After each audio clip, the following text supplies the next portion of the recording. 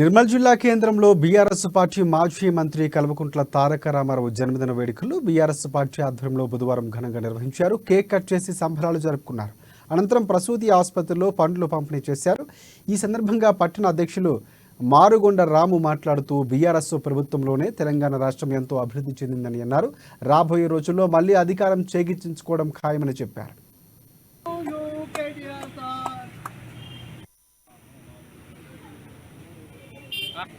ఈరోజు గౌరవనీయులు BRS party working president KTR గారు, తెలంగాణ ఉద్యమ నేత గారి జన్మదిన సందర్భంగా ఈరోజు నిర్మల్ పట్టణ బీఆర్ఎస్ పార్టీ తరఫున కేక్ కట్ చేయడం, ఆఫీస్లో మరి ఇక్కడ హాస్పిటల్లో పండ్లు బ్రెడ్ పంపిణీ కార్యక్రమం చేయడం చాలా సంతోషం అనిపిస్తుంది.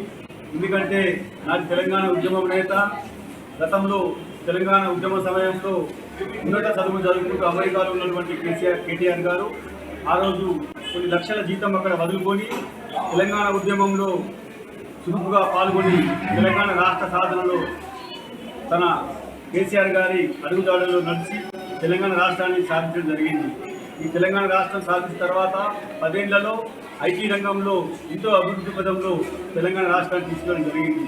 మరి ఇటువంటి మహానేత జన్మదిన సందర్భంగా ఈ కార్యక్రమం నిర్వహించినందుకు నిర్మల్ పార్టీ, బీఆర్ఎస్ పార్టీ పట్టణ కమిటీ తరఫున ఇందులో పాల్గొన్న ప్రతి ఒక్క